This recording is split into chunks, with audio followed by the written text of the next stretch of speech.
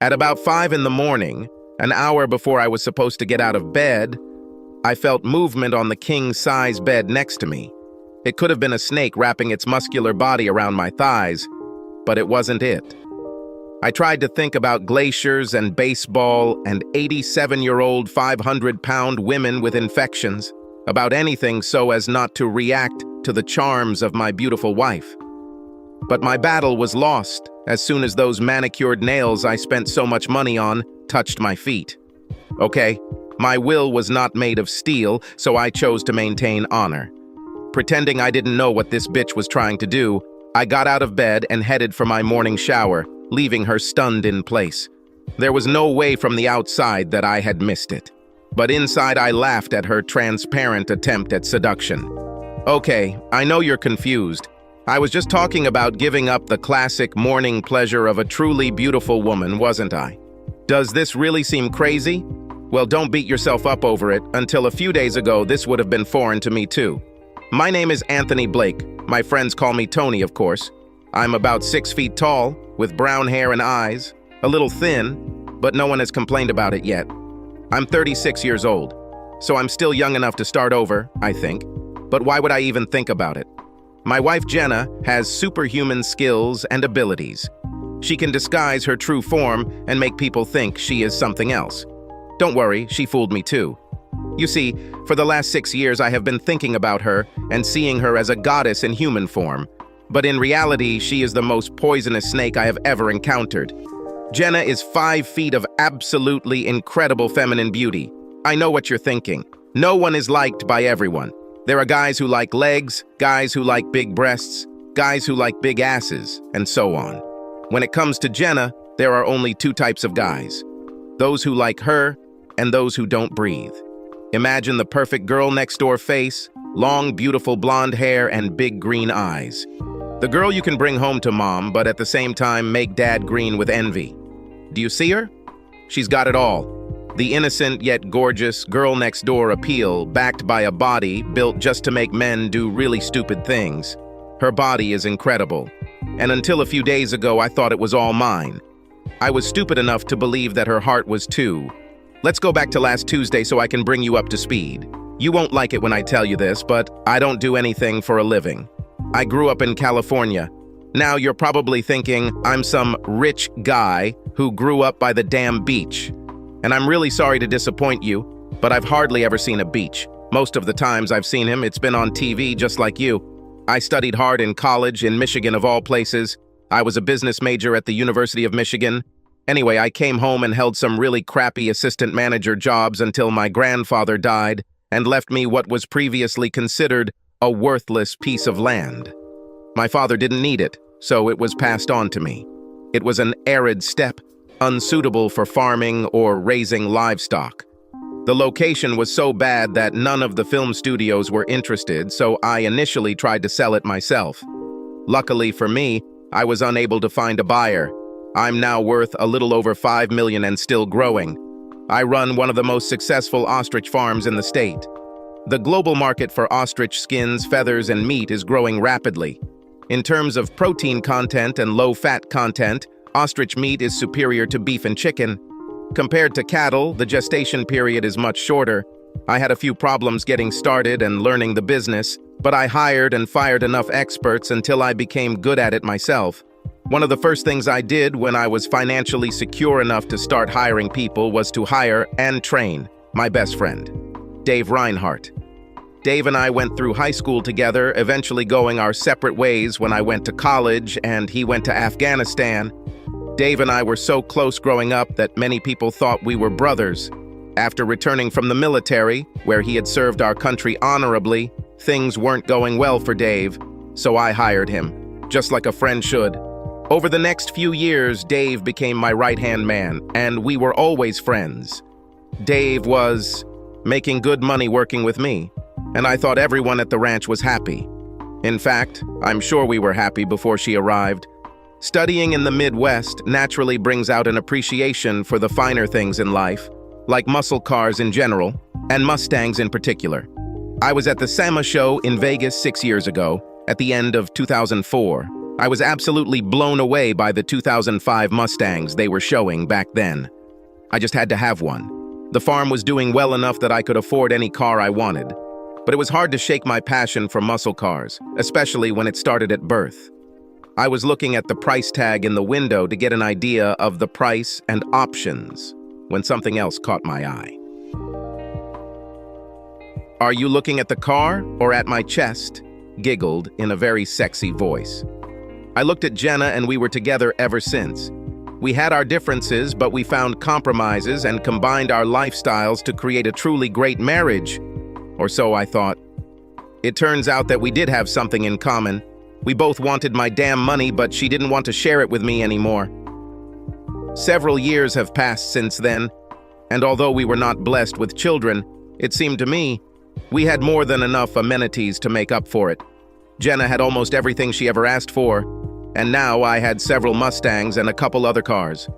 In fact, my obsession with my cars may have saved my life. I usually would pick one of my Mustangs, drive it for a few weeks, and keep the rest under covers until I wanted to use them. I was driving my 2008 Roush Blackjack Special Edition and was thinking about taking my Celine for a spin. So I went to the garage that I built to store all my cars. I was looking at the cars under the covers and heard someone enter my garage. This garage was built specifically for my cars, so although the door was never locked, it was strange to see someone else here. Then I heard voices. It sounded like Jenna and Dave. I listened to see what they were talking about. My suspicion was that they snuck in here to plan something for my birthday in a few weeks. They always tried to do something big to celebrate my birthday every year, so I wondered what they were up to. When I heard nothing, I peeked around the corner and saw them engaged in a rather vigorous kiss.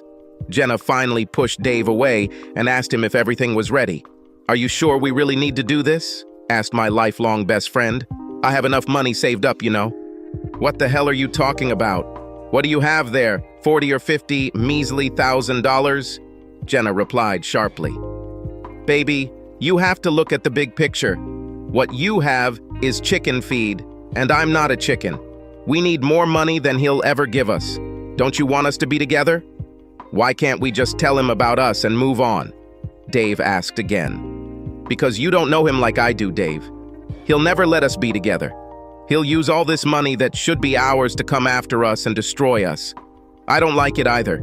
You know, I don't even love killing ants, but it just needs to be removed." I couldn't believe it. My wife and my best friend were having sex with each other, and they were talking about killing me. Dave seemed hesitant, but Jenna was the one who insisted.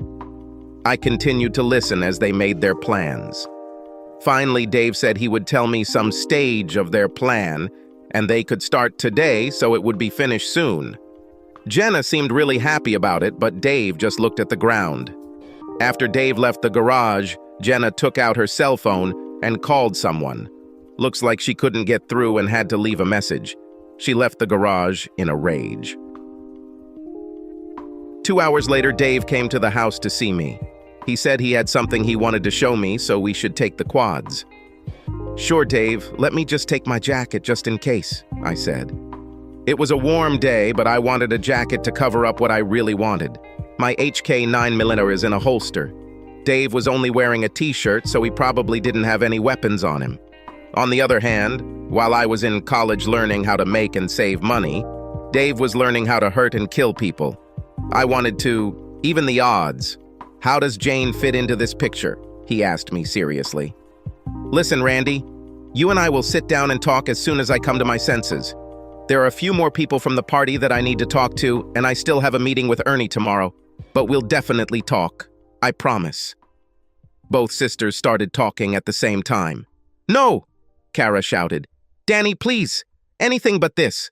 We don't need Ernie. This is us. We'll be together forever, no matter what. You promised me this." "Yes, but you promised me something too," I said sadly. Kara just sat down on the ground and started crying. "Danny, you don't need to drag other people into your problems," Jane said. "Just because I support my sister doesn't mean you have to talk to Randy." She suddenly stopped talking and almost bit her tongue when I looked at her. I could tell she was trying to make Randy think her only involvement was helping Kara, She quickly changed tactics. "Well, at least you can take Sandra to the airport or to the motel. I don't care where," she said sharply. "Even if we talked, there's no room for her here. Kara sleeps in our second bedroom, and the bed is too small for two." Well, at least now I know the name of my mother-in-law. Kara, if you're wondering, that's basically unknown to me since you didn't ask. The boys will be staying with my parents for a few days while we figure it out one way or another. I didn't see the point in dragging them into this and making their lives worse because of such nonsense. I also didn't tell them anything, so they're just having a good time with their grandparents, at least until they have to find out. It seemed like Kara didn't even hear me. She just sat on the ground in the driveway and cried at the top of her lungs. If this were a scene from a movie, the movie would be damn sad. 5 adults, all upset for different reasons, not looking at each other and not knowing who to trust. Randy was upset with me because he thought I was withholding information from him. He felt that his wife was somehow involved in this and did not know whether he wanted to know or not. I was jealous of him in a way. At least he got a warning, so his blow will be softer. He learned the news bit by bit, if at all. First, he got a warning that something was going on. Then he learned that Jane had something to do with it. And finally, he heard the news. His situation is not like mine. I had no idea what a bitch Kara was until I caught her in action, satisfying at least 5 guys. 5 guys I knew who were probably laughing at me behind my back our entire time together. They were probably laughing before we got married. I felt like the latest contestant on that new TV show, Who Can We Fool Into Marrying the City Bitch? The next morning, Dave was surprised when I told him that I would have to give up our daily run. He and I often ran around the territory to look around and keep fit. I always enjoyed our conversations while running. We talked about things we did when we were younger and things we'd like to do in the future. I still found it hard to believe that he could betray me the way he intended. A little later, after 9 a.m., long before Jenna woke up, the exterminators arrived. Before Jenna came down, they had finished their work and left. Now all the phones in the house and Jenna's mobile phone were under wiretapping. Micro cameras were installed throughout the house and area. Jenna couldn't fart without telling me what it sounded like and what it smelled like. I got on an ATV and toured the area, checking on the birds and their diet. It's funny, but if there was a predator nearby, the birds would have sensed it and changed their behavior. They didn't, which led me to believe something was going on. Dave hired some guys with a backhoe to dig holes, and they were almost done with the 4th of the big digs. What I didn't know at the time was that they weren't actually intended for a mountain lion. They were meant for me. Love really was a pit. To avoid Jenna, I decided to spend another day in the city. This time I went to Blackjack. My Blackjack is a limited edition high-performance Mustang from Rouge. When I parked it in the town square parking lot, I had just beaten a woman in a cream BMW for the space. I looked at her face. She was angry because she lost the place, but she still managed to keep her expression calm. I signaled to her and waved, and then pulled out of the spot, giving it to her. I found another parking spot a little further from where I wanted to park, but since I didn't have anything to do anyway, it didn't really matter. While I was sitting in the car, I checked the phone taps. Jenna didn't call anyone that day. Then I checked the voice recorders around the house. They were voice-activated and only recorded when they picked up conversations. I was going crazy for a while. I couldn't imagine how trivial some people's conversations could be. Apparently, my maid is a secret product tester. She had an entire conversation with herself about how Scrubbing Bubbles bathroom cleaner was so much better than Ajax, even though they cost almost the same. I need to give this woman a promotion and find someone she can talk to. Finally, I overheard a conversation between Jenna and Dave. "How come he didn't go running with you this morning?" Jenna asked. "He said he had something else on his mind," Dave said. "Maybe he got sick or something. You said he didn't want to sleep with you last night. Hell, even if I was dead, I'd want you around." "Well, don't create any illusions," Jenna answered coldly. "Until he dies, you will not be near me." "It's really not that easy to do," Dave exclaimed. "He's been my best friend for most of my life. I don't understand why we can't just sit down and talk to him, tell him how we feel. I know him. He'd be angry and hurt, but he wouldn't stand by us in the way. It's just wrong. When I came back from the army and no one gave me a chance, he took me in and taught me the business. He just doesn't deserve it. Boo-hoo-hoo, Jenna said. It's really that easy. You just have to decide what you want. All you have to do is go run with him, like you do every God-given morning. You run past one of those stupid potholes and accidentally push him into here.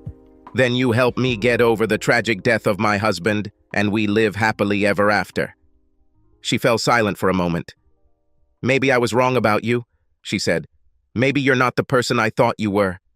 You told me that back in Afghanistan, you killed people all the time just because you were ordered to. I thought the idea that you and I could settle down and be happy together was a much better reason. Maybe you don't really want to be with me.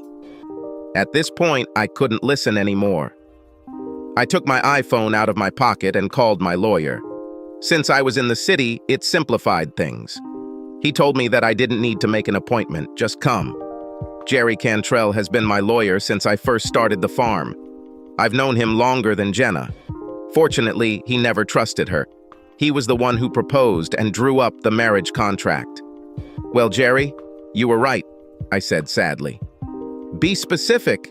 I'm right about almost everything. He smiled. Jenna, I said, as if her name was enough explanation. His eyes grew in size and his smile became wider. She wants a divorce, doesn't she? He said. I knew she wouldn't last long. I could tell by looking at her. She's just not a real woman. She looks too much like a damn gold digger. Don't worry, just kick her out. The prenuptial agreement is impenetrable. If you divorce her for some reason, any reason, she only gets $5,000 and the clothes she's wearing. Booyah! Jerry pumped his fist as if he had just scored a goal. Damn, I should have put a clause in the contract that, in case of divorce, I get 20% of the marital property. I'd be rich as hell. You've got a lot of money there, he said. His amusement disappeared when he saw the expression on my face. Sorry, man. Sometimes I forget that there are real emotions attached to these things. I used to think everyone sees it the way I do.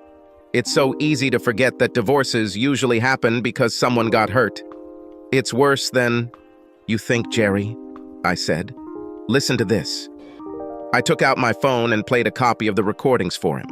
I didn't know how to highlight specific parts, so he had to listen to my maid proclaim her undying love for scrubbing bubbles. God, your maid really loves her job, he said. Tony, don't tell me you're sleeping with help. Is that what all this fuss is about?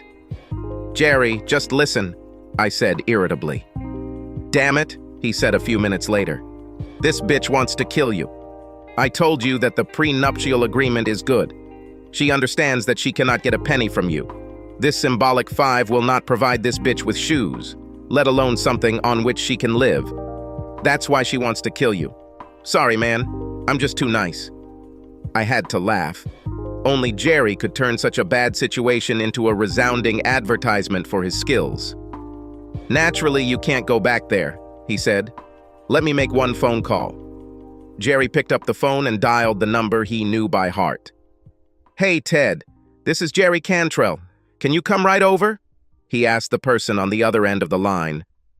Yes, I'm not going anywhere until then, and probably not even after. No, she hasn't arrived yet, but I'm expecting her. She lives right down the road from my office.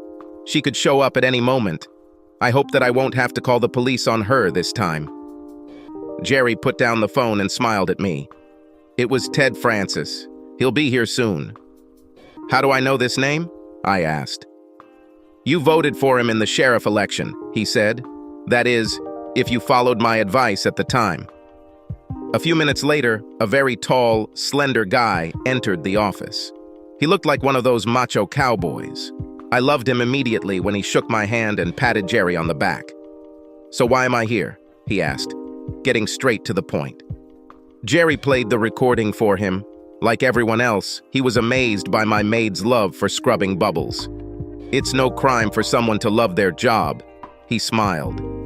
When we got to the point, he went into another mode. He pulled out an iPhone 4, the same as mine, and began jotting down information in a notes app. "Mr. Blake, can you please identify the people I hear on this recording?" he asked. "The female voice belongs to my wife, Jenna, and the male voice belongs to my best friend, Dave Reinhardt," I replied. "Damn," he said. "You know how to pick them." I nodded in agreement. "What made you eavesdrop on your own home?" he asked. I told him the whole story, starting with what I overheard in the garage. "Well," he said, "having heard this, I have enough grounds to evict them from your house. This will also be grounds for you to file for divorce. We could also get an injunction forcing them to stay a certain distance from your property. But that's all." "What do you mean?" I asked. "Well, so far they were only talking about committing a crime. For all we know, it could just be a joke or a prank. For us to actually do anything, we would need to have some kind of proof, or—" He raised one eyebrow. "Or?" Jerry asked. "Or catch them in the act," he said. As he began to explain what he meant, Jerry's secretary knocked on the door, interrupting us. "Jerry, your next client is here," she said. "Oh, damn," he said. "Ask him to wait in the reception area." Jerry's whole demeanor changed. He went from a worried friend to nervous and twitchy. Ted and I agreed to meet later that day after Jerry's business was completed. Ted quickly left the office. "Are you going to be okay, Jer?" I asked. "Remember when you wanted to get married and I told you it was better to just kick yourself in the balls?" he asked. Yeah, I said. I always thought that Jerry was not himself at that moment. "Are you starting to understand what I meant?" he asked. "Yeah," I replied. "Great, because the woman who gave me the experience to give you this advice is waiting for me in the waiting room," he said. I just shook my head and left the room. I noticed that Jerry was pouring himself a full glass of whiskey when I left. As I was leaving Jerry's office, I almost collided with a slender, petite woman with a determined expression on her face. She had waves of brown hair that almost covered her big blue eyes. A compressed expression and pursed lips completed the image of determination. She walked so fast that she didn't see me until her chest hit my stomach. We both jumped away from the unintentional contact and hastily apologized. In the second we had to apologize for almost knocking me over, the mask disappeared and I saw the woman behind it. "I'm so sorry," she said. Her voice was high-pitched, almost more suited to a girl than to the woman standing in front of me. True, she was small, but generously proportioned for her size. Her breasts, although not huge, seemed large for her figure. Her waist was so narrow that I was sure I could wrap my arms around her and touch her with my fingers. The narrow waist expanded into generous hips and long, tapering legs. I think what made her so attractive to me was the fact that everything about her was real and natural. "No, it's my fault," I said. "I tend to be awkward around beautiful women." She blushed a little at my compliment, and then recognized us both. She was the woman from the parking lot to whom I gave up my spot. "My God, you really are a gentleman, aren't you?" she said shyly. I really couldn't find any other words to say, so I just smiled at her and went on my way. I couldn't help but glance back at her as I walked through the door. She looked as good leaving as she did coming. I had a couple of hours before I had to go back to Jerry's office. I checked my phone, and I had messages from Jenna and Dave. Dave's messages were full of questions about the ranch and business matters. He also wanted to know how I was feeling since he missed our morning run. I put all this aside and decided to talk to him about business matters later. I also wanted to spend time with him, just talking. Dave and I grew up together. We've been best friends our whole lives. As far as I know, I have never done anything bad to him, even by accident. I wonder what could have made him even consider taking part in my murder, let alone doing it himself. I think deep down, I wanted to believe that our friendship meant something to him. I still didn't believe he could do it. We were as close as brothers, so I had serious doubts that he could actually look me in the eye and then push me into that pit to my death. Messages from Jenna were full of concern about my whereabouts. She didn't know what I had been doing for the last couple of days. She wanted to know where I was, what I was doing. She wanted to know if there was anything she could do to help. She even hinted that she missed our sexual relationship the last couple of nights. I felt sorry for her. I only wished there was a way to explain to her that our current sexual problems were solely related to me and not her. Hallmark needs a card that says, "Sorry, I just found out that the woman I've loved, married, and provided for the past few years is a cheating murderer, so I can barely look at her, let alone to have sex." As I reflected on my situation, I realized that I also needed to find out who else was aware of Jenna's plans. So many people who work for me were on her side in this. I didn't really think there were many, but at the time, I didn't think Jenna would do it. I remembered how I fell in love with her at first sight. All my male friends told me that I am the happiest man on earth. Most of my female friends didn't like her. I chalked it up to jealousy and fear. Jenna, after all, was a living dream. Very few women could compete with her in terms of pure physical beauty and raw sexuality. But realistically, her looks, beyond just the gift of good genetics, were part of her job. Car show girls and models have to look a certain way to attract customers. Even while we were together, facelifts, Botox, liposuction, breast implant care, microdermabrasion, and other procedures were performed to keep Jenna looking like my wife.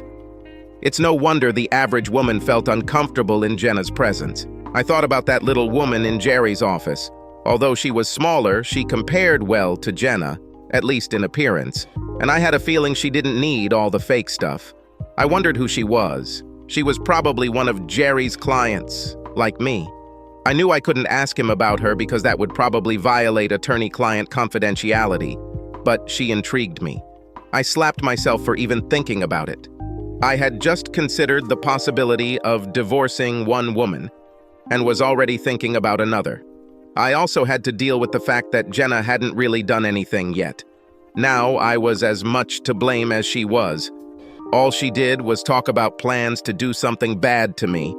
I was already imagining myself doing something with someone else. We really were a couple. Time flies when you drown in your worries. I was so caught up in all my problems that I didn't notice how late it was. I got out of the car and headed back to Jerry's office when I saw that beauty again. She walked, or rather staggered, back to her car, head down. Clearly she was in trouble. Despite my own current problems, I approached her. Since she couldn't see where she was going, she bumped into me again before I could say anything. You're making a career out of trying to bring me down, huh?" I asked, smiling. "I'm so sorry," she quickly apologized. I guess I wasn't watching where I was going. I led her to a granite bench for people to sit on while eating lunch or waiting for shoppers in the mall. "Tough meeting, huh?" I asked. "My ex-husband is such an asshole," she blurted out with more venom than I thought she was capable of. "Every time I ask him for something for our son, he refuses. Most of the time, I have to try to go to court for every little thing. Even when I go to court, he drags everything out and gets caught up in bureaucracy until I won't find another way to get what I need or I'll just forget about it. No wonder I don't drink anymore." Now I knew why she was in Jerry's office, or at least I thought I did. Apparently, she was going through a hard time due to her divorce. Well, soon I'll probably join that club too. "I'll have to go to court this time. My son's education is too valuable to be taken lightly," she blurted out. She nodded her head, and all her brown hair fell over her small shoulders. This woman was fearless. As I watched, she took off her high heels and began massaging her foot. As she leaned forward, her skirt rode up a little and I saw her long, tanned legs. Let me do this for you," I suggested, lifting one of her graceful legs. "If you lean too far and the skirt rides up even more, a lot of guys in this parking lot will have an accident." As I said this, I started massaging her feet and legs. "Tell me about your problem," I said. "My creepy ex-husband pays me child support for our son," she said.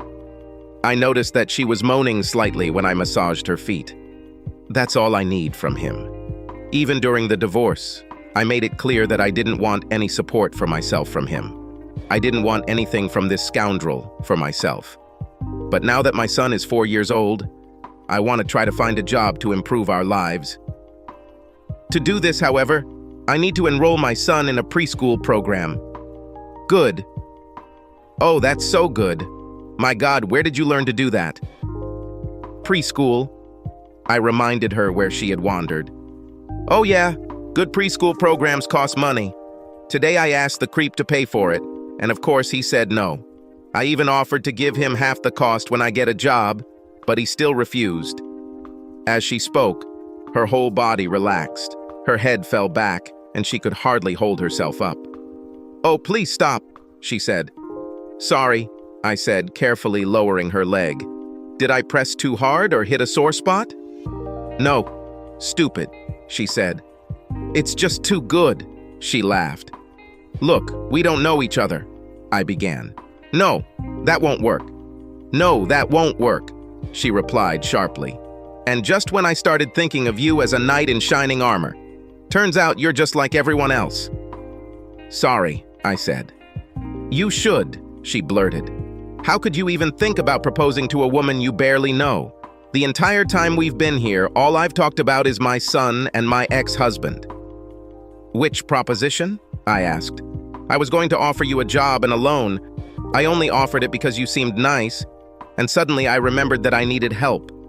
Then I realized it wouldn't work. Work, she said sharply. I'm so sorry. I thought you... Why won't this work? Because you won't like the type of work I have to offer, I said. I'm ready for anything, she replied sharply. I'll try anything that gets me a paycheck, as long as it's legal and doesn't require me to take my clothes off.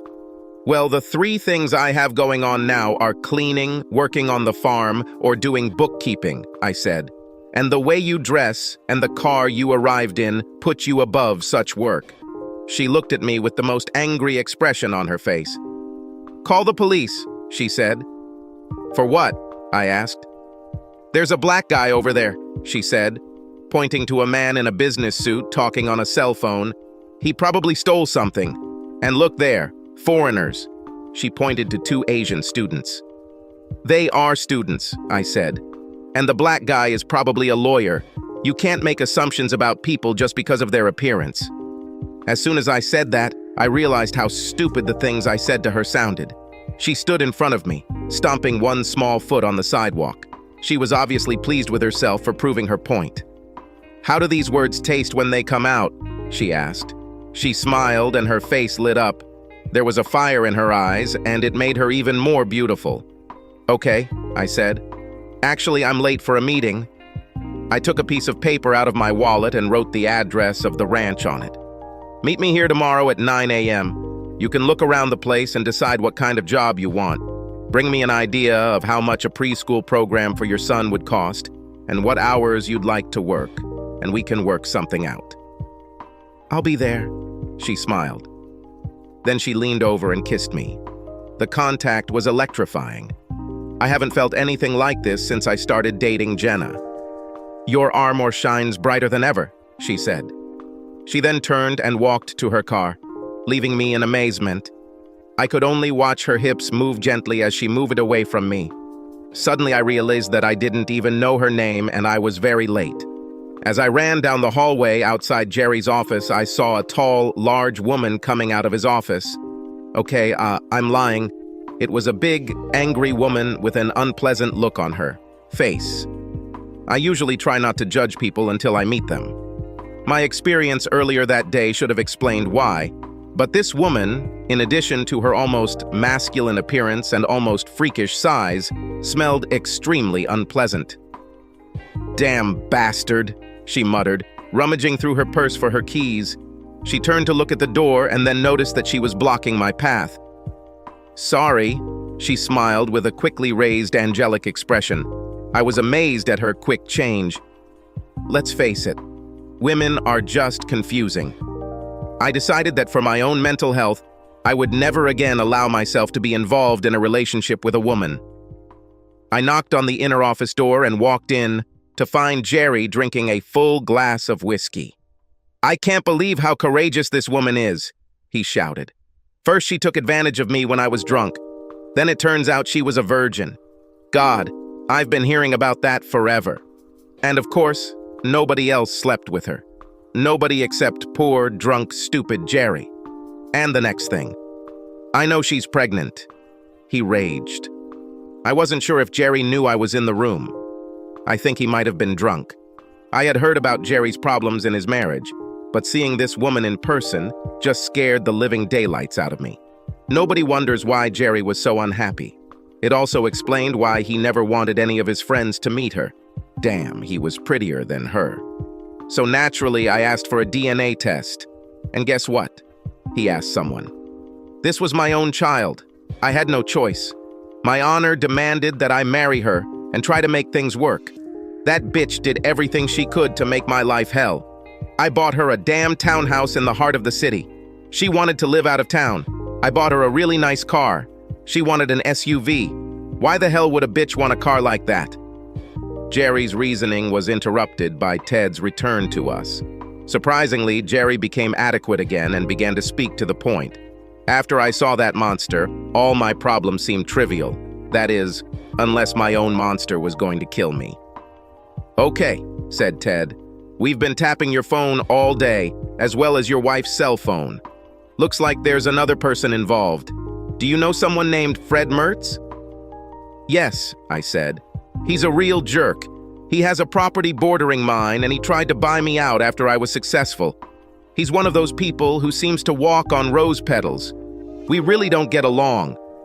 Well, he gets along with your wife, Ted said. Damn it, I exclaimed. Then what? Are you going to say that she also has fun with ostriches? Who doesn't she sleep with? God, you're lucky, Jerry cried. I would give anything for this bitch I was married to cheat on me with someone so I could get rid of her. She's making my life hell. I would really like to help you, Jer, I said. I really would. Could you get one of your workers, the blind one, to take an interest in her? He asked. Actually, guys, Ted said, she's not sleeping with anyone. From the intercepted conversations, it appears that she hasn't had sex with any of these men yet. She's been teasing them, but she hasn't given anything away yet. He smiled as he said this, as if he knew something I didn't know. Okay, put out the other shoes, I said. What are you hiding? We have a theory, but I'd like to avoid speculation until we have some proof. Either way, what we need you to do is let them kill you so we can get to the bottom of it. He seemed serious as he said this. I thought the idea here was to save me from death and put bad people in jail, I said. Right now, we only have a couple of phone conversations where they were planning to do something, he said. If we really want to put them away, we need to catch them in the act. Of course, you won't actually die, but we want them to believe that you are. I was still laughing when I returned home in the evening. When I arrived at the ranch, Jenna was waiting for me, just as I expected. She asked me the usual set of stupid questions, pretending to care about me. When I looked at her, I still couldn't understand what she wanted from all this. If she didn't sleep with Dave or Fred Mertz, what was her motivation? Did she really love any of these men? More importantly, did she ever really love me? And if so, what made her stop? I then realized that there was no more love between Jenna and me. What I couldn't understand was why she didn't just leave. I was stuck in this situation until I could get rid of it somehow, but why didn't it go away? I was also puzzled by the question, why did she always try to get me into bed? If she didn't love me, then why did she constantly seek sex from me? Well, another night, another masterful attempt to avoid sleeping with her. This time I used a very deadly and dangerous combo lie. Amateurs should not attempt combos until they have learned to lie regularly. I told Jenna that I had to spend the last 2 days in town meeting with the Environmental Protection Agency.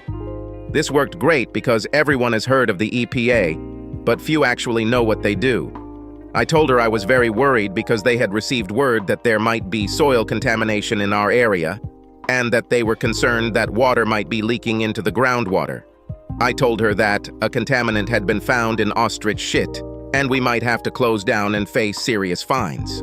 I also told her that tomorrow, against my wishes, they would be testing in several places on the ranch, and we would get the results in a few weeks.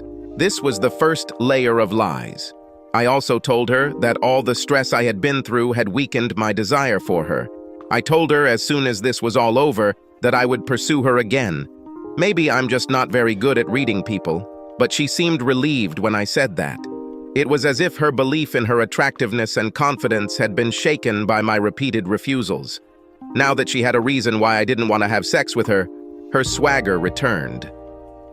The next morning was interesting. Dave showed up at the house early, ready for his morning run. He claimed that in just the few days we missed, he gained 10 pounds. I laughed and told him he would either have to wait or go it alone for another day or two. I told the story of the EPA's investigation into our ostrich crap. While we were talking about this, Ted showed up with a couple of big trucks with Environmental Protection Agency written on the sides. Ted told us that he was running an operation and needed someone to take one of his groups around an area of interest. I suggested to Dave that we do this. He knew the area as well as I did. I noticed a quick secret glance between Jenna and Dave, but nothing else. Ted left the house, telling Dave that his team would be waiting for him in front of one of the trucks. Dave was just about to tell me something. To this day, I wish he had that opportunity, and I've often wondered what it was. Jenna cleared her throat nervously, but Dave said nothing.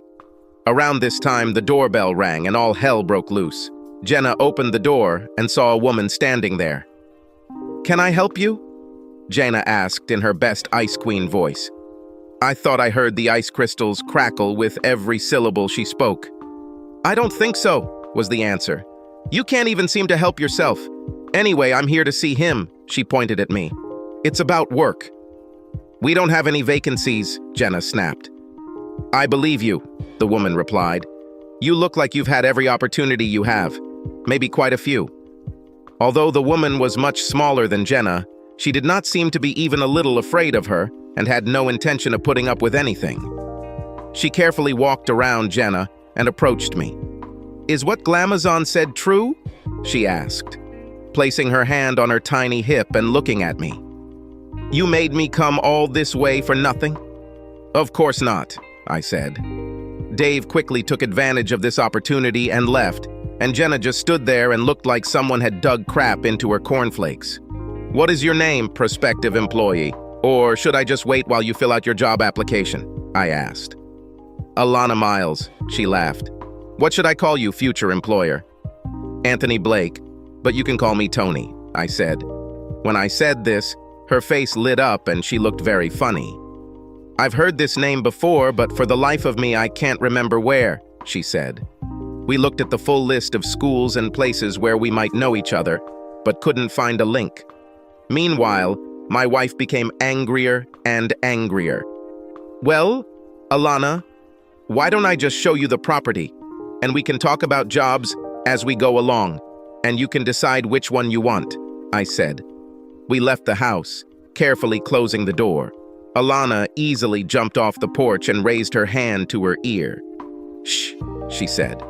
"What are you listening to?" I asked. This woman fascinated me.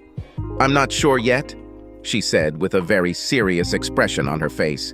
"It can be just one sound or a combination of many. It could be a hissing sound, or a dripping sound, or a knocking sound, or perhaps even a knocking sound. It could even be all the sounds one after the other, or even all at the same time. Time." I was really wondering what the hell she was talking about. Then I looked at her and saw those wonderful eyes and smile.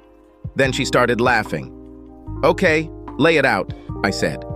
"Well, if it's a hissing sound," she said, "this will mean that some of the air flows out of the head of this doll.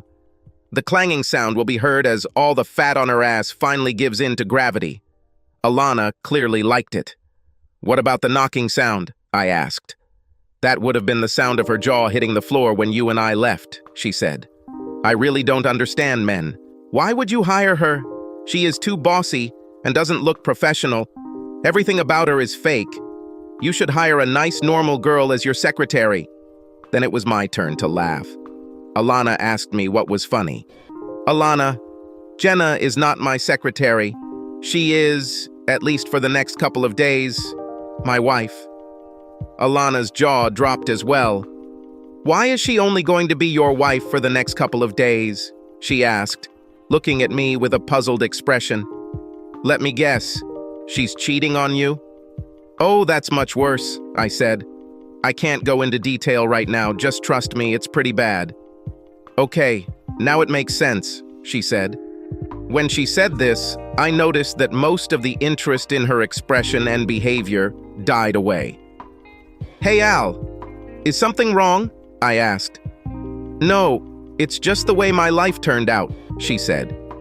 We got in the Jeep and started driving around the area, and I told her about the different things we did with and for the animals.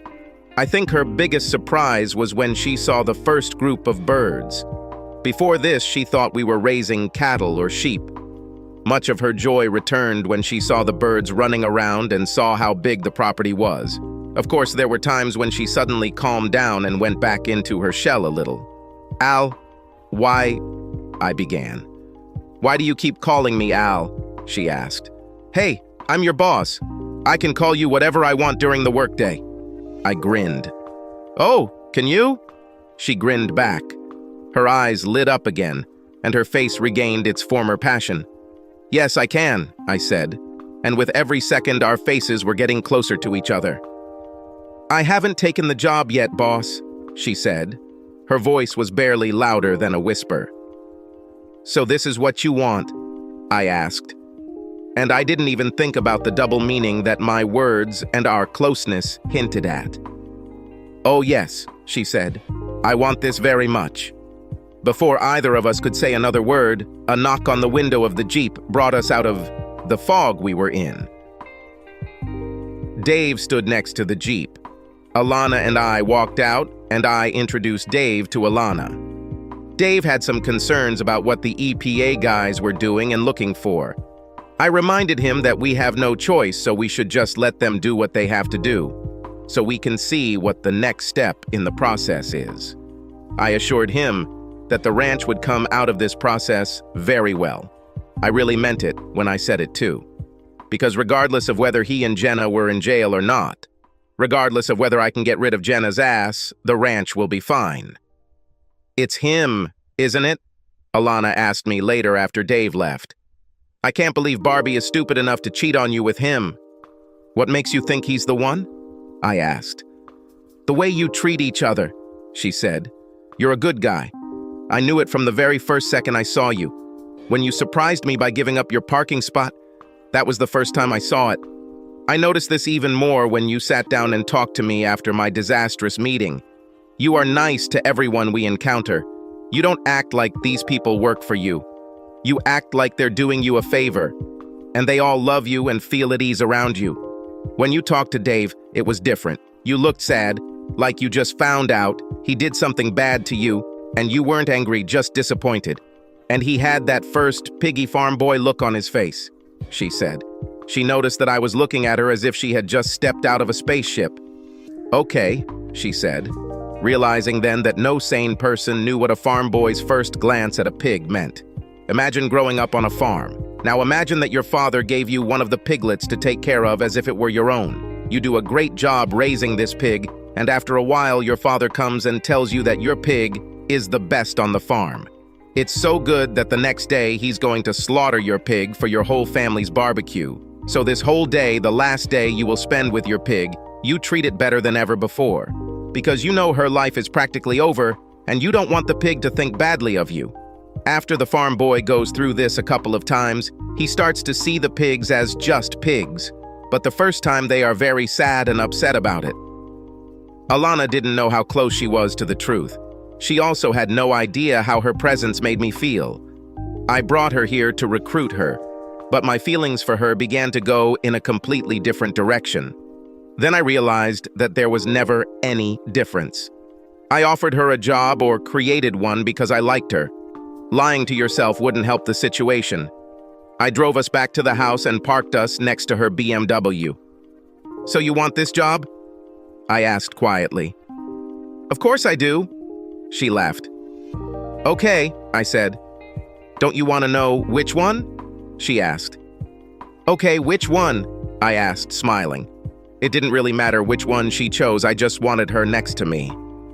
"I will be your new personal assistant," she said. "Mine what?" I asked. I remembered asking her about working as a cleaner, or doing light bookkeeping, or working on a ranch. I was wondering where she got all this assistant from. "Your personal assistant," she said. "I'll just help you as you see fit." I'll be where you are and do whatever you want. Plus, it will make Barbie very angry. Okay, I said, pulling out my checkbook. I dated it, signed the check, and handed it to her. Take the rest of the day and take your son to school. You can start tomorrow. How did you know how much to write the check for? She asked. It's empty, I said. You can enter an amount, and we will begin to subtract it little by little from your paycheck. I saw her eyes begin to water. How do you know I won't fill it out for $10,000 and just disappear? She asked. Nowhere. I just trust you, I said, although I was lying. My bank automatically called me to verify any check over $1,000, but it sounded good. So, how much are you paying me? She asked. I don't know. How much are you worth? I asked back. We'll argue about this tomorrow, I said when I saw Jenna looking at me through the front windows of the house. Before my hand touched the door, Jenna pulled it open.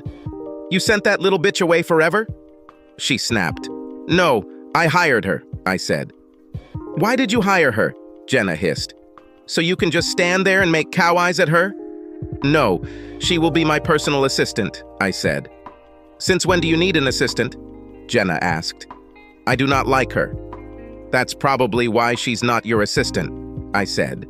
I wondered what the hell was going on in Jenna's head. It almost looked like she was jealous.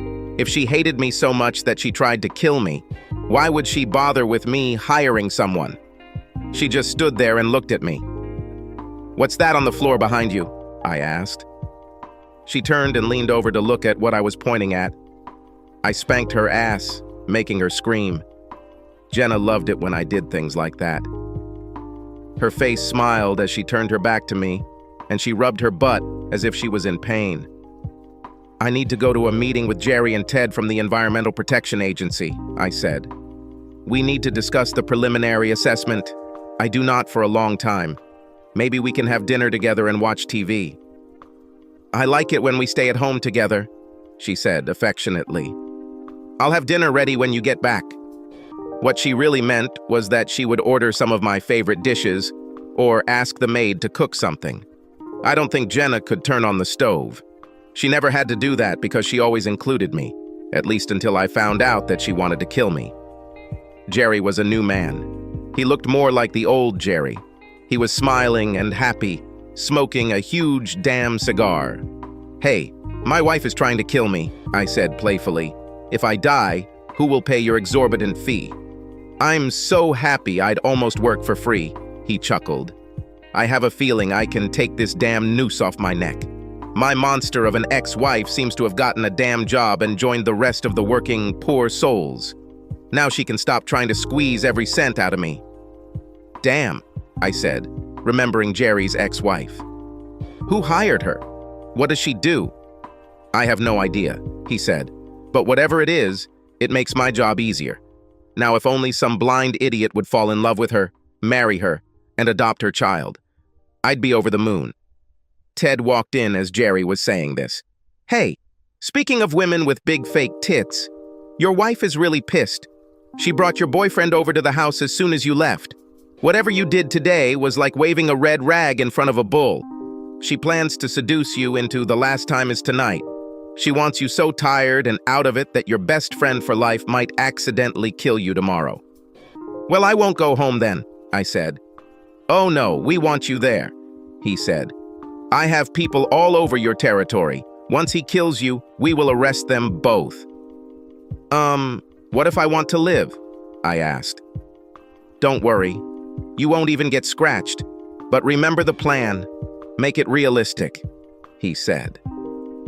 When I returned home, I immediately went to bed. Jenna was furious. When she walked into the room wearing a nightie that barely covered her, I nearly burst out laughing as I watched her try to pose seductively until she noticed that I was sleeping. I'm really going to miss her, or at least I'm going to miss having sex with her. The next morning, Dave came in to find me, already warming up and getting ready to go for a run. We started at an easy pace. Emilio, one of our ranch hands, ran with us. We sped up running further and Dave and I began to compete as always. We were pretty evenly matched, so we both had to be careful. If we ran too fast, we wouldn't have the stamina to go the full distance. As we approached the first hole, Dave playfully pushed me. Naturally, I pushed him back. "Hey, no jokes around the pits," Dave said sternly. We ran on, and sweat broke out on all of us. We waved to some of the workers who were up early. Some went to breakfast, others to feed the animals or perform other tasks. I pushed Dave hard, sending him almost off the trail. "Today you're in blood," said Emilio. "It's just for fun, Emilio," I said. "Dave is like a brother to me. I trust him unconditionally. I trust him as much as I trust my wife." Dave looked at me strangely. I truly believed that he was starting to doubt. "I don't think this place would be as successful without Dave," I said. Then I pushed him again. If Dave hesitated, it was only for a minute. He smiled and said, "Thanks, man." Then, as we were approaching the second pit, he slammed into me with force and sent me flying into the pit. I swayed on the edge of the pit for several seconds. Then he lost his balance and fell on the branches and sticks with which it was covered.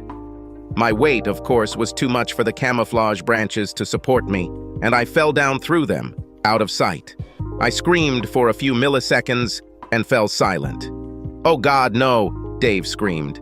He tried to look at me and barely managed to see me with one of the large spikes sticking out of my chest. Before Dave or Emilio could say anything, 4 large police officers grabbed Dave. They dragged him, screaming and struggling, into a previously hidden police car and drove away.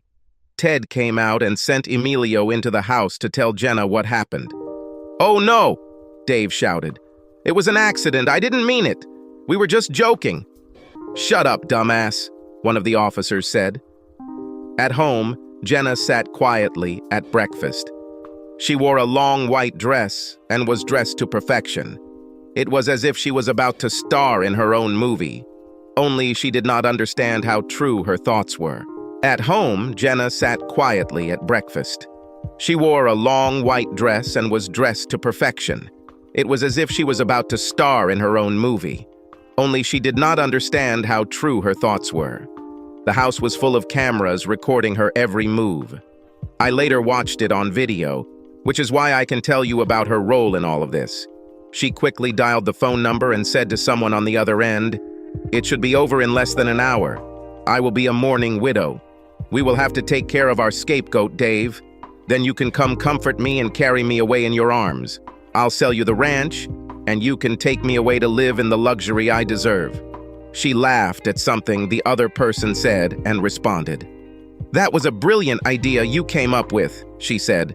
"I wish I could have taken him again last night. He really was very good in bed. No, not better than you, darling. No one ever will be. I'm sure, darling. But he really knew how to push my buttons." She laughed at something else. "After you sell this dusty pit and smelly birds to the idiot down the road, we'll live happily ever after.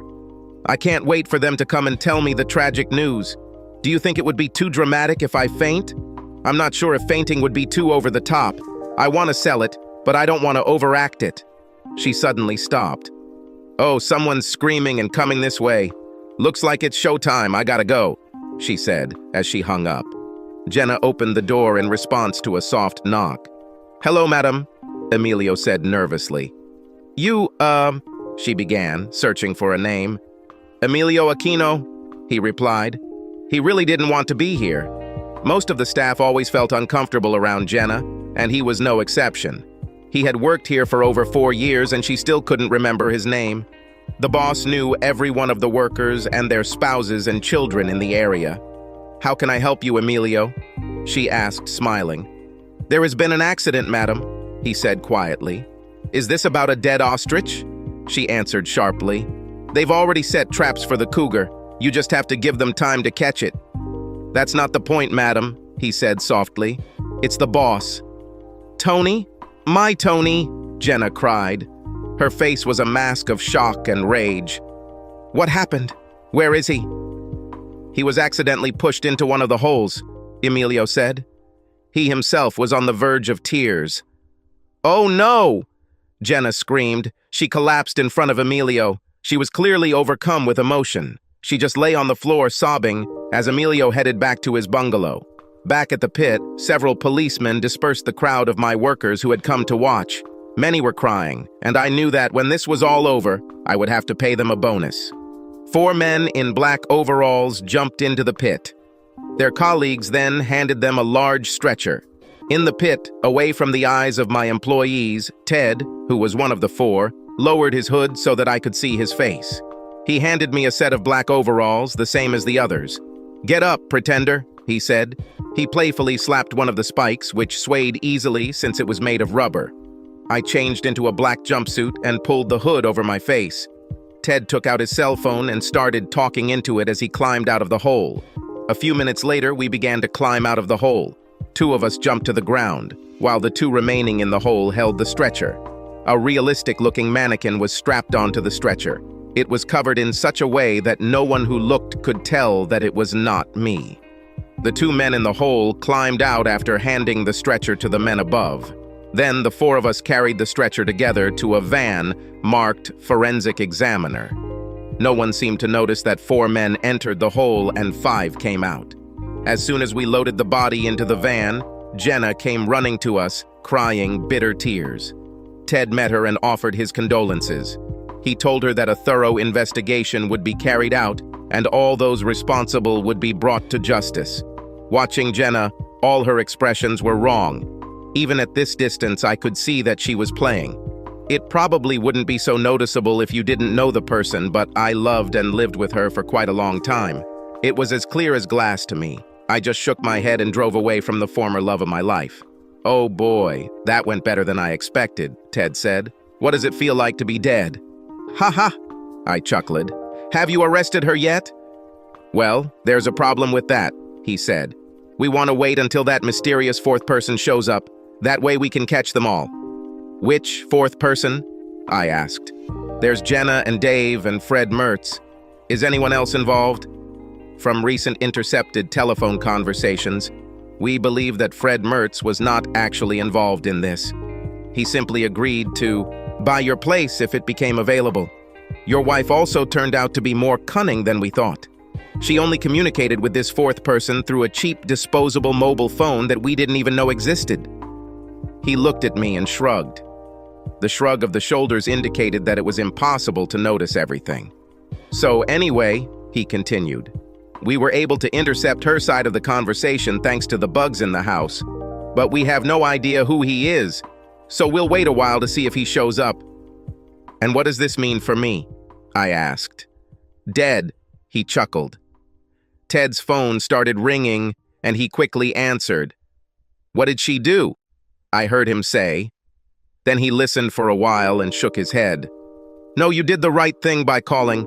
Hold her until I get there, but be polite." "Let me guess," I began. "Jenna is hysterical over my death." "No, hysterics are definitely happening, but not your wife," he said. "Some woman claiming to be your new personal assistant came to work right after we left and got into an argument with your wife. When my people tried to force her to leave, she refused to leave until she saw the body. God, how long have you known her? She was much more upset about all this than your damn wife." He looked at me as if I had ruined something in his plan. "Now I have to go to the station and deal with this," he said. "No need," I said. "I'll take care of it." He looked at me suspiciously, and then he nodded his head. After a few moments of driving, we arrived at the town square. The courthouse and all other city offices, including the sheriff's station, were located there. I put on my hat and sunglasses and pulled the hood over my head. I kept my head down and walked into the office with other men dressed like me. In this way, I made sure that no random passerby could recognize me and start gossiping that I was not as dead as everyone thought. The interior of the sheriff's department was quite sparse. They had several cameras, but Alana was in a closed office. She was talking to a female deputy when I looked into the room. I knocked on the door and a deputy came out to talk to me. "How is she feeling?" I asked. "She's really upset about you. She's been crying since she came here. I made her calm down by telling me how she met you and everything. It's hard to believe that after knowing someone for only a few days, you can leave something like that. Impression on them." I nodded, thinking about the imprint she had left on my life. She told me she wished she had met you before she met her idiot ex-husband. She thinks her life would have been so much better. She told me about that foot massage you gave her. I just smiled. Then Ted came over and we went into the office. Do you understand that you are interfering with the continuation of the investigation? He shouted at her. Do you understand that I don't care? She screamed just as loudly. If you thought for a second, you would realize that the investigation you're jeopardizing is important. We're trying to catch the people who killed your friend, Ted shouted. Finding out who killed him won't bring him back, she replied sharply. And what is your attitude towards this anyway? Ted asked. His wife is quite happy with the way we're handling this. That bitch is not his wife, Alana said sharply. She may be married to him, but she is not his wife. Ted looked at her and then at me. Do you want to explain this to me, or should I call a psychiatrist? He said. Alana sat down and began to cry. Even Ted was touched by her sincere tears. She's married to him, but she doesn't really love him, she said. Have you seen her walking around talking about how devastated she is? She's already told everyone she can't stay at the ranch because of all the memories. It's like he hasn't been buried yet, and she's already ready to sell all his stuff. This is not love. She looked up at Ted and he nodded his head. I barely know him, but I can barely stand, she sobbed. I feel like I want to die too. I don't understand how someone who's supposed to be his wife doesn't go crazy. And you won't even let me see him. I just need to say goodbye to him. There are things that I would like to tell him, but I didn't have time while he was alive. Ted looked at me as if I were the lowest creature on earth. I liked being dead too much. How often does a guy get a chance to hear what people really think about him? Ted shook his head and left the room. Tell me now, Al, I said quietly. I took off my glasses and hood and just looked at her. She jumped up in shock and rushed towards me. She pulled me down and kissed me. Then she stepped back and started hitting me. Hey, why are you hitting me? I asked. You're an asshole, she blurted out. Why did you make me think you were dead? Al, a few days ago, I found out that my wife was planning to kill me, I said. It was the best way to get her and the people helping her out. You should have told me, she said, hitting my arm again. I didn't even know you when this all started, I told her. Well, now you know, she snorted. And what did you want to tell me? I asked. Nothing, she replied sharply. It's different now that you're alive. You're much more attractive when you're dead. Her lips were compressed and turned upward. She was the sweetest thing I could imagine, with her arms crossed over her chest so that it seemed impossible for her to breathe. Ted returned to the room. He looked inside first, as if checking whether he could enter. Ted, we're not going to kill each other. You can come in, I said. I didn't expect that, he joked. But look, you're adults. I just didn't want to come in at the wrong time. Well, don't worry. That won't happen, Alana replied sharply, looking at me. Well, okay then, Ted chuckled. We need to hide you in a hotel room. Wear a hood and glasses so no one recognizes you, he told me. Then he turned to Alana. And you, he said to Alana. I don't understand why he insisted on involving you in this, but if you tell anyone that he's still alive, in addition to going to jail, you could be responsible for his death. So keep your mouth shut. Locked.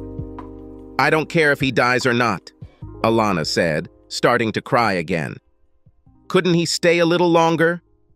I'll definitely call that psychiatrist, Ted said. Besides, you should be at work. What am I paying you for? I asked tenderly. That big plastic bitch you call your wife fired me, Elena said. Well, you've been reinstated, I said. Besides, she couldn't fire you because she didn't hire you. Our agreement still stands. Then why can't I go to the hotel with you? She asked. Our agreement stipulated that I would be your personal assistant. In order to help, I need to be close to the person. Al, I know this is going to sound really cheesy, but you're with me even when we're not together, I said. Her eyes became even more moist. Strong stomach, Ted said. You're right. It was very cheesy. I almost threw up. Alana gave him an angry look and took my hand. Look, you can call her from the hotel. I'll give you a clean cell phone to use, but we need to get out of here, Ted said. Call me, she said when Ted and I left. The hotel Ted put me up in was quite secluded. It was located about 8 kilometers from the city, away from all main roads. It was a place where people went to fish or retire. As soon as I got there, I called Jerry and asked how my divorce was going. He said he thought he could get an immediate divorce once any evidence was presented in court that Jenna was involved in the attempted murder.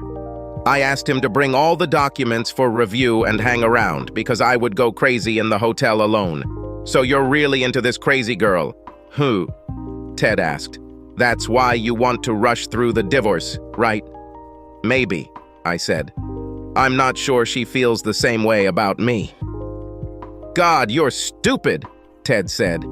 She cried nonstop for you until she found out you were alive. She didn't want you to leave again. Are you in elementary school or something? Jerry arrived before I could answer Ted's question. He burst into the room. He was happier than I had ever seen him. So it worked, huh? He asked. Why are you so happy? I asked. He immediately tried to make a sad face. Jenna called me this morning, he said. Would you believe this bitch wants to meet to discuss your inheritance? You haven't even been dead for 4 hours and she's already trying to figure out how much money she's going to get. She invited me to dinner tonight. Jerry, you know she won't get a penny, right? Why would you go there? I asked. Yes, said Ted. She will go to prison. We already have evidence against her of attempted murder for hire, and she will also go to trial for instigating the attempt. Tony, you're my best friend, aren't you? Jerry asked. I guess, I answered slowly, thinking about Dave trying to kill me so he could sleep with Jenna. Well, don't take it as an offense, Jerry began. You don't love Jenna anymore, right? Hell no, I blurted out. Exactly, Ted laughed. He looked like he was about to burst from laughter. So, since you don't want her anymore, and you know that I've always loved curvy women, Jerry began nervously.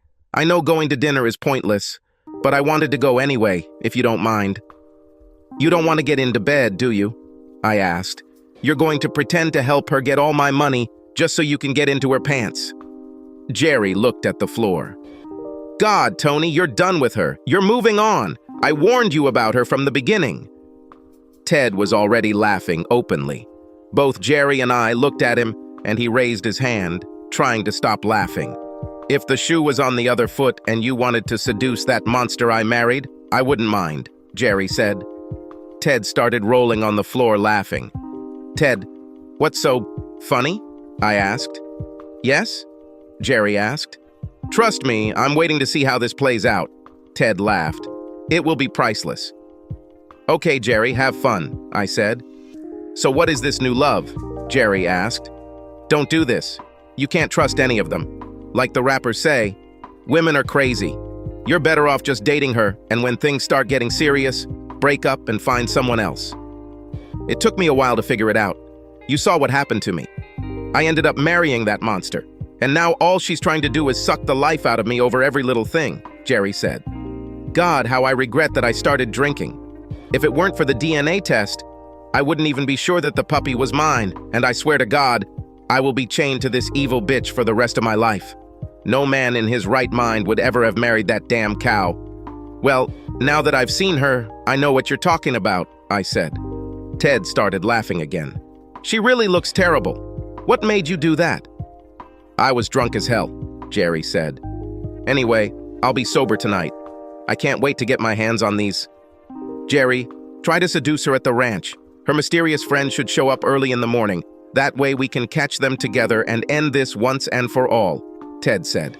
He was still laughing for some reason. And you, he said, looking at me. Don't leave this damn room until I come for you. Before he left the room, he threw me a small object. It was a telephone. Call your girlfriend if you're bored. Then he started laughing again. I sat in my hotel room for a long time, thinking about my life. Less than a month ago, I thought I had it all. I turned a worthless piece of land and an absurd idea into a successful business. I had a wonderful wife who I thought I loved and who I thought loved me. I had many Mustangs and more than enough money to live on for the rest of my life. I also had two best friends who were like brothers to me. But now, looking back and peeling back the facade, I could see that, other than money, I really didn't have much. And because money never really mattered to me, I didn't really have anything. I have to admit that the ostrich market will eventually collapse. Oh, of course, there will always be a market for feathers and leather and, to a lesser extent, for meat. But the market for ostrich meat will pass, and probably quite quickly. Maybe it's time for me to start thinking and coming up with my next absurd idea. As for my cars, I really love them. I started playing with Hot Wheels cars when I was a boy. I had over 100 of them and at least 5 different tracks. Even as a boy, I collected every Hot Wheels Mustang I could find. There was something special about these pony cars that hooked me. The car really reminded me of the freedom it and its iconic symbol symbolized. There is also the fact that in this crazy world we live in, there are very few things that never go away. Even now, Chrysler brought back the Challenger and Charger in response to the new Mustang design in 2005. GM also recently brought back the Camaro as its answer. All of these cars have not been produced for many years. Of all the cars from the classic muscle car era, only the Mustang survives.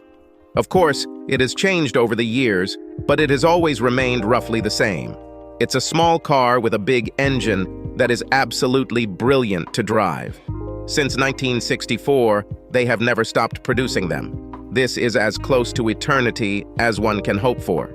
Besides, I'm just crazy about this car. I've never met a Mustang I didn't like. So what about Jenna?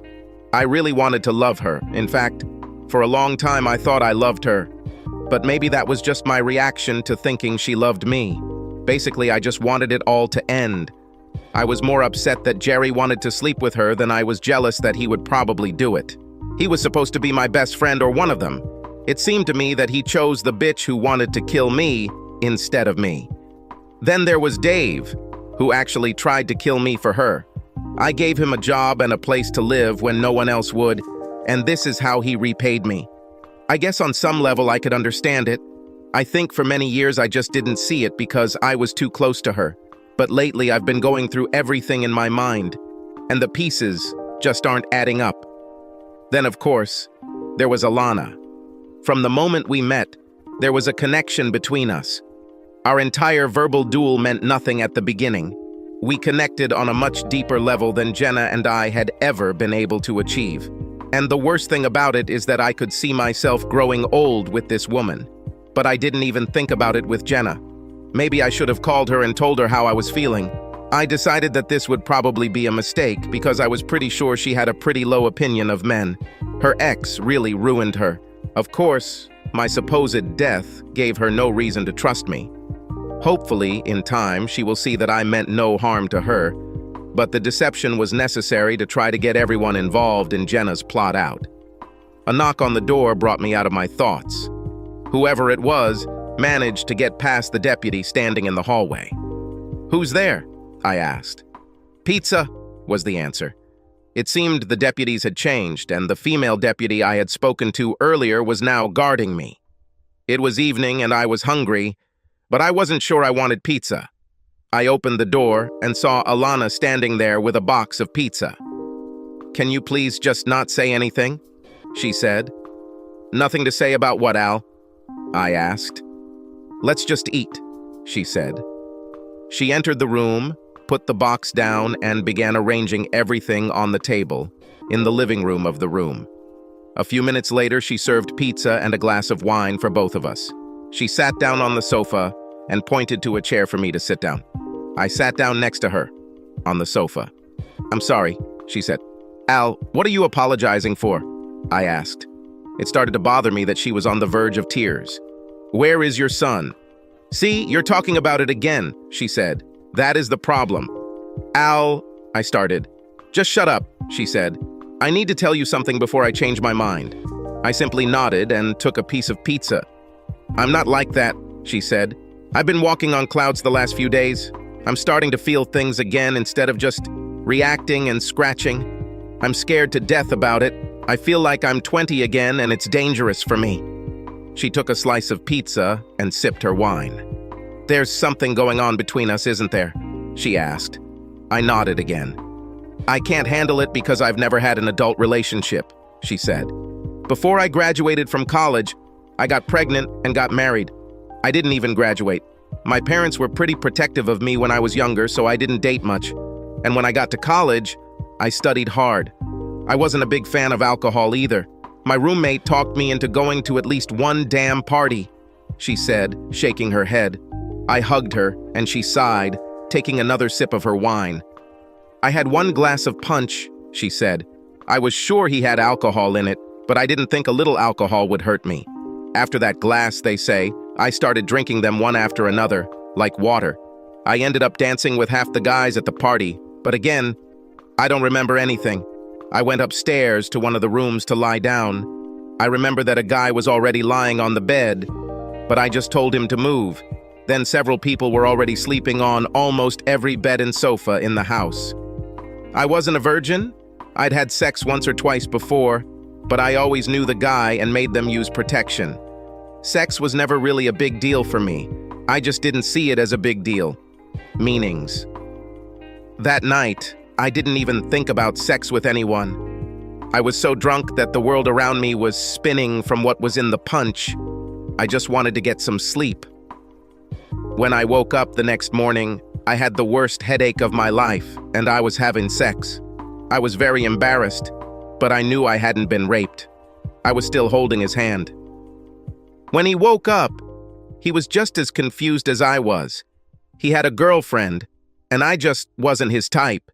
We exchanged names and agreed never to mention it. She looked at me, looking for a reaction, and, not finding it, I took a bite of pizza and continued. A little over a month later, I realized I was pregnant. I had no trouble finding him. He told me he would pay for the abortion. I freaked out. I told him I wasn't going to kill my baby and that I could handle it. I just wanted to let him know. I have to admit that, although I never gave him credit, he took responsibility. We got married, but it was wrong from the beginning. In fact, you should only get married if you are in love and want to be with someone forever, but we just didn't have it. He tried, probably, and so did I, but we constantly quarreled. He didn't love me, and I didn't love him either. I just don't think he was made for marriage at all, and I know that I wasn't right for him. He loved outwardly bright women, and that's just not me. She shrugged and I had to turn away from her. Her shoulder movements made her breasts more visible under the shirt she was wearing. They may not have been as big as Jenna's, but Alana was a small woman, and on her smaller frame, her breasts seemed more than ample. He also saw me and our son as an obstacle to doing what he wanted and as a financial burden, so naturally the divorce was difficult. During the divorce, a lot of things that we had been keeping inside came out. He didn't like having sex with me. I didn't like sex with him either. She had tears in her eyes as she said this, so I hugged her tighter. There was no romanticism, no courtship or flirting. To get me in the mood. That's all, she said, looking at me again. I think it was probably my fault. I was so used to romance novels and all that childish nonsense that maybe I had unrealistic expectations of family life. She refilled her glass and looked at me. After our divorce, my life was filled with arguing with him and raising my son on my own. I got used to the idea that romantic novels simply did not reflect reality. As much as I wished for someone to come and carry me away in their arms, every time someone showed up, all they wanted was to just sweep me off my feet. Neither of them ever got that chance. After the first time with my ex, I gave up alcohol, she said, taking another sip of wine. You know, my life was so bad during the divorce that I even considered going back to him, she said. Luckily for me, he was smart enough to laugh in my face when I suggested it. So, here's my life. I'm arguing with my ex. I'm raising my son alone, and I'm fighting off the wolves who just want to throw me off. Legs without recognizing me. She grabbed the bottle of wine and I took it from her. She was far from drunk, and I didn't want her to get drunk. I opened the minibar in the room and grabbed an $8 can of Coke for her. Then you showed up and ruined everything, she said angrily. You just barged in and started solving all my problems by being so damn nice to me. When we drove through your property, I felt something and I thought you did too, and it wasn't the first time I felt it. When I met Steva and found out that she was your wife, I didn't care. I was ready to fight with her for you. You know, the best sex of my life was when you gave me a foot massage." She simply shook her head and raised her leg. She had somehow slipped off the shoe so that it was hanging on the tip of one toe. "I can still feel your hands massaging my feet," she said. I smiled at her. "Then I came to work and they told me you died," she said sharply. I felt like I couldn't breathe. I was screaming and acting really stupid, but I just couldn't handle it. I had so many stupid thoughts, like I didn't even get to kiss you. So I started demanding to see the body, and the cops went crazy. They took me to the station so fast my head was spinning. And you know the rest. I looked at her lying in my arms and saw relief and anticipation on her face. I wish I knew what she wanted to hear from me, but honestly, I didn't know what to tell her. "Al, I wish I could tell you some magic words to make you feel better, or to make you know that I will never hurt you again," I said. Actually, the idea of death was not mine. It was the sheriff's department's idea, as the best plan to get Jenna and her accomplices out. Without their actions, we would not have had a crime. All we had was what they said. In our country, you can talk about anything, but until you actually break the law, no one can do anything. I hugged her tighter, and she just sighed and disappeared into me even more. She enjoyed our contact as much as I did. As for you and me, part of the reason I agreed to this was to get rid of Jenna even faster, so I could have more time to spend with you. I can't promise you that our life will be like in a novel or anything like that. I'm just an ordinary human guy. But even though I've only known you for a couple of days, I already love you more than I ever loved Jenna. And I love you much more than I ever loved my ex." She smiled. Then I heard the second shoe drop. "So how about you give me another foot massage? But this time I don't think you should stop at my feet." I lifted her legs and started at her feet. We spent most of the night scratching and pawing at each other. Alana was a very small woman, but she was insatiable. Finally, we calmed down and just held each other. "Al, I love you," I told her. "You're just trying to get me to have sex with you again." She snorted. "Or trying to prevent my claim of sexual harassment in the workplace." "Did it work?" I asked. "Of course," she said, snuggling closer to me. "I'm going to rewrite our contract to have this as one of the conditions. And for the record, I love you too." The next morning, I woke up naked in the king-size bed of my hotel room. I was exhausted, but happier than ever. Alana, also naked, muttered something in protest as I tried to free myself from her embrace. "Al, I'm just answering the phone," I said. "We have to move quickly, so get dressed. We're on our way." Ted's voice said from the phone. I hung up, then walked over and kissed Alana while I got dressed. I closed the bedroom door, and a few minutes later opened the door to the hallway. The female deputy was on duty again, and she looked at me and shook her head. "Looks like I'll have to find someone else who knows how to do this foot massage," she said with a grin. My puzzled look made her speak again. "After that woman sang all night, she'll probably claw my eyes out for you," she laughed. "Looks like someone else who knows how to do this foot massage," she said with a grin. My puzzled look made her speak again. "After that woman sang all night, she'll probably claw my eyes out for you," she laughed. "Looks like someone's in love here." "Well, love is a strong word, but I really had a great night with your ex-wife," Jerry said happily. Both Ted and the deputy started laughing. "I don't want to talk about it out of respect for my best friend," Jerry said, "but last night was probably the best sex of my life." "Yes, she is sleeping now after sex, but not thanks to you, Jer," the deputy laughed. It was clear from her reaction to Jerry that there may have been something going on between them in the past. "What are you talking about?" Jerry asked. "I listened to the surveillance tapes, including your speech," the deputy said. "You lasted longer with her than you did with me. She even almost got the full 4 minutes. I also really believe she was faking it. Then, less than 20 minutes after you left, someone on a motorcycle pulled up, and he finished the job you started. He actually got her to sing in a real voice. But the real winner was definitely your friend Tony's girlfriend. I envy her." Jerry sank down, shocked and sad. A few minutes later, the bedroom door opened and Alana came out, wrapping herself in a sheet, searching for her clothes. She looked up and saw Jerry. At the same time, hearing the door open, Jerry looked up and saw Alana wrapped only in a sheet. "What are you doing here?" Jerry asked sharply. "What I do is none of your business, asshole," Alana replied with more anger in her voice than I had ever heard. "Oh God, not now," Ted laughed. "Can someone explain to me what's going on?"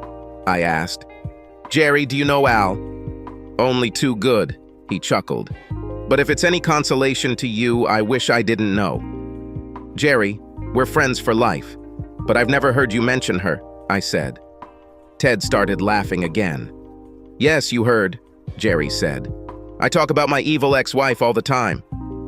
"But I thought your ex-wife was that huge woman who left your office the last time I was there," I said. "The real big woman is probably Mrs. McGillicuddy," said Jerry. "She's my cleaner. She wanted a pay rise." Then he looked at Alana. "Please tell me you're not sleeping with my friends just to get back at me for leaving you. Even you couldn't stoop that low. What's wrong with you? You look weird." "First of all, it's none of your business who I sleep with," Alana replied sharply. "But I don't need to do anything to get back at you. I spent the night here, but it has nothing to do with you. As for how I look, I'm a little weak on my legs and out of breath. It's because someone tired me out last night." Then the deputy started laughing. "Jerry, I screamed so loud my throat hurts," Alana said. "I guess this has never happened to us, right?" She came up to me and kissed me. She then picked up her scattered clothes and told us to wait because she was coming with us. Jerry," I said, "it seems like you'll get both of your wishes in one day."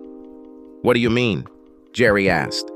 "You told me yesterday that you always wanted to sleep with Jenna," I said. "You got your chance to do it. No matter what anyone says about it, you slept with her." He nodded and straightened up. "But even before you told me this," I continued, "you wanted to be free of your ex-wife, remember?" "I remember that," he said irritably. "Even after being divorced from her, I still had to deal with her, all because of one damn drunken mistake. I swear I'll never drink again." Looking around the room, he noticed a bottle of wine. "Is there anything left in this bottle?" "Jerry, we're friends for life and I don't want to ruin it," I said. "So I'm asking you now, would you mind if I married Alana?" Jerry looked at me in shock. His mouth began to open, but before he could say anything, a shoe hit me on the side of my head. "You are crazy!" Alana shouted. "That idiot has no say in who gets to marry me. If you wanted to ask someone, you should have asked me, and I'm not even sure I want to marry you." "Listen," Ted said, "I love teen romances as much as the next guy, but we have a murder conspiracy case that needs to be closed. So can we go to the ranch now, please?" The trip to my ranch was worth it. Alana sat next to me, holding my hand tightly. She continued to look at Jerry, and he continued to look at her out of the corner of his eye. Ted kept laughing every time he looked at one of them. "No matter what she tells you about me, none of it is true," Jerry said sharply. "Jerry, except for some personal things that I can't be sure about." The deputy laughed. "Most of the things she said about you when she wasn't calling you names were quite flattering." He was shocked. "For example, she said that when you found out she was pregnant, she never expected you to do it, but you took responsibility for what happened between you and married her. You both tried to make it work, but you just weren't right for each other." Jerry was shocked. "But I've never heard her say anything like that," he said. "All I ever heard her say was jerk, and that's it. I started to think my name was Jerk." "Jerry, you never spoke positively about her either," I said. "The only thing I ever heard you say about her was the monster I married. No wonder I couldn't figure out she was your ex-wife." "Well, that's how I saw her," he said. "But that's not how I see her," I said. "I think she's beautiful, and if I get the chance, I'll spend the rest of my life proving that to her." Alana squeezed my hand and pressed herself even closer to it. "Ah, that's how you should treat a woman, Jerry," the deputy said. "Belinda, you have a great ass," Jerry said. "This is a start," the deputy smiled. "I love flattery." The car stopped in front of my barn. Ted spoke on the radio, and we saw several people come out of the woods and bushes around my house. The house was surrounded all night. I used my key to let Ted into the house. He quickly looked around my large living room and saw no one. My maid came down the stairs, and Ted waved for her to be quiet, and she nodded. We all headed to the bedroom. Ted quietly opened the door, and we saw a completely naked Jenna curled up in the center of my huge bed, next to another figure. "Let me do this! I owe this bitch!" Alana said sharply. "Get your flabby plastic ass out of my bed!" Alana shouted. Jenna woke up, her eyes widened in surprise. "Why are you here?" "I fired you?" she said. "And what do you mean, my bed?" "She will be mine when I get married," Alana replied sharply. "So you and your boy there need to get out of here and go to jail." We all noticed that the thin figure next to Jenna was trying to hide. Jerry walked over and tore the sheet off her. At that moment, we all realized that there was a woman next to Jenna. Jenna still didn't see me. "Everybody get out of my house," Jenna shouted. "Jenna Blake, you are under arrest for attempting to hire a hitman. You are also charged with conspiracy to commit murder," Ted said. "I don't know what you're talking about," Jenna replied sharply. "It is my understanding that one of the unstable stable hands did this. I had nothing to do with it. I love Tony with a passion that will last forever." "Don't worry about it," Ted said, keeping a straight face. "They have a cream that stops the burning and possibly the itching, so it might be awkward, but it won't last forever." Jenna frowned. "Listen to this," Ted said. He played the tape of Jenna telling Dave to hurry up and kill me so they could be together. "Dave agreed to testify against you in exchange for a reduced sentence," Ted said. "We also have evidence that you and your friend Sally planned this all along." "I have nothing to do with this," Sally said. "She told me she was tired of being married to her husband and just wanted to take his money and run away together. I don't know anything about any murders." "You're a liar," Jenna screamed. "I can't trust any of you. The only one who ever loved me was unfortunately born a man, and he's dead now. He was worth more than all of you combined, and that idiot Dave killed him." "Not really," I said, stepping forward so she could see me. "I'm still here. That's why you won't go down for murder, honey. But I don't see us getting back together. I think you've already met your replacement. And of course, that means you get nothing in the divorce. If we were growing apart, you could just tell me. It would be painful, but I would offer you a fair settlement despite the prenuptial agreement." "Since you're still alive, we can fix this," Jenna said. "Maybe there's a way we can all be together. I really love you. You're the only man I've ever loved. I just need both. It's become an obsession. We can get over this. I know, we can." She let the sheet slide, revealing her huge breasts. Everyone sighed at the same time. "No, we can't," Alana replied sharply. "He's mine now, so put away your giant breasts." She wrapped her arms protectively around my waist. Jenna just started laughing. "When you get tired of Minnie Mouse, come up to me," she said. Alana lunged at Jenna. I had to grab her hands and hold her. Ted handcuffed Jenna and her lover and led them away. "Well, that explains it," Jerry said. "I was starting to worry. She dated Sally on and off for most of her life. I've actually been supporting Sally for the past few years. Jenna has been sending her money regularly. I still couldn't believe that she never loved me. She was the one who approached me the first time. She was also the one who proposed to me. Looks like I was just the loser she chose to be her money feeder. Sally and Dave each received between 3 and 5 years. Dave wanted to talk to me and apologize. Ted said that Dave claimed that he was just crazy with passion for Jenna, but I just couldn't bring myself to talk to him because his betrayal hurt me too much. What happened to all this nonsense about brothers going before ladies? Another important thing I did was meet Jerry and Alana's son. Believe it or not, Jerry never mentioned that he named the boy after me. We get along great. He follows me everywhere.